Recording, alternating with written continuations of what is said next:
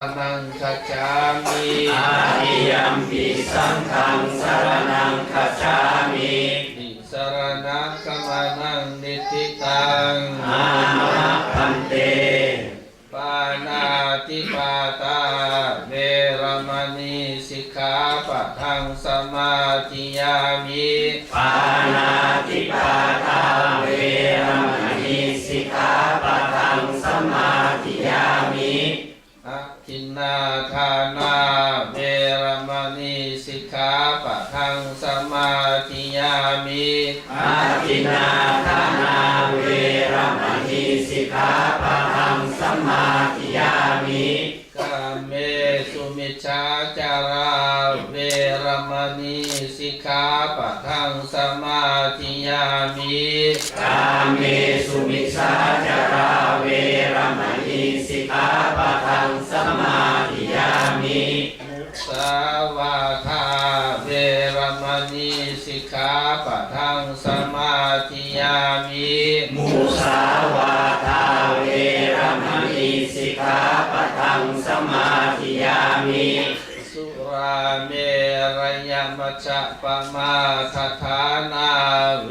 รมณีสิกขาปะทังสมาธิยามิสุราเมรยมัชฌะปมาทฐานาเว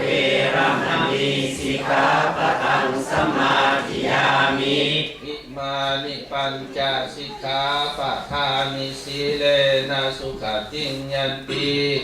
สีเลนะโภคสัมปทาสีเลนะนิพุติงยันติตัสมาสีลังวิโสทานเยสาธุทานเยก็ไปเป็นการถวายเรื่องตักบาตรนะขอเชิญยกเรื่องตักบาตรถวาย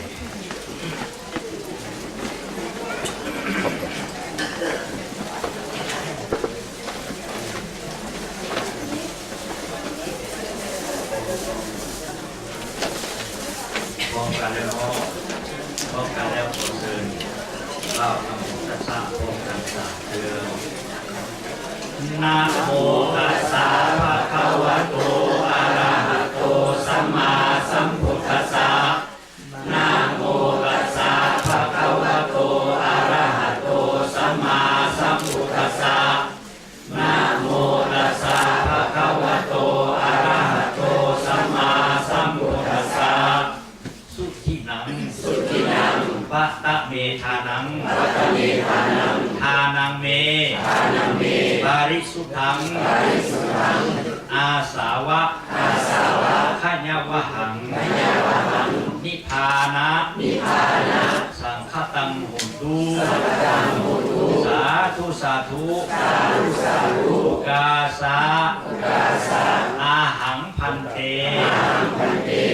โภชนานังสาลีนังสัพพุวังสัพพะลังปัจจยังปาริสุขังพุทธกะสังขังวินดิปาตังกะโลโหตุอานาคเตกาเลวัตถุทานอันมีข้าวขาวบริสุทธิ์ต้มขนมผลไม้ปัจจัยเสยทานของคุณค่าทั้งหลายนี้มีหลายบ่น้อยโบคาดคอยเมาหัวยกใส่หัวทานทอดจิตใจปอดเลื่อมใส่ดีขอให้พระแม่ธรณีจำชื่อหมายซื้อไว้ทุกอันนายกุมพลกุมพันธ์ทั้งสี่ทุกที่พร้อมอินผมขอให้มาสมของทานฝูงค้าขอให้ถึงสันฟ้าและพระนิพพานในอนาคตการเรื่องหน้าพุ่งเถิดขอ ให้บิณฑบาตทานนี้ย่อมเป็นเครื่องทิพย์บูชาได้พระรัตนตรัยน้อมนำบุญกุศลอุทิศให้แด่ผู้มีพระคุณทั้งหลายที่ได้ก้าวหน้ามาแล้วเบื้องต้นดังนั้นจึงขอเชิญชวนปฏิสนธิจิตวิญญาณของพวกเพิ่นมาโมทนาสาธุการนำลูกหลานด้วยเถิดสาธุสาธุสาธุนะโมตัสสะภะคะวะโตอะระหะโตสัมมาสัมพุทธัสสะนะโมตัสสะภะคะวะโตอะระหะโตสัมมาสัมพุทธัสสะนะโมตัสสะภะคะวะโตอะระหะโตสัมมาสัมพุทธัสสะไสยตุภวังไสยมังคลังไสยมหามุงคุณวิปติปฏิภาญะสัพพสัมปติสิทธิญาสัพพทุกขาวินาศญาปริตังปรุขมังคลังวิปติปฏิภาญะสัพพสัมปติสิทธิญาสัพพภัยญาวินาศญาปริตังปรุขมังคลัง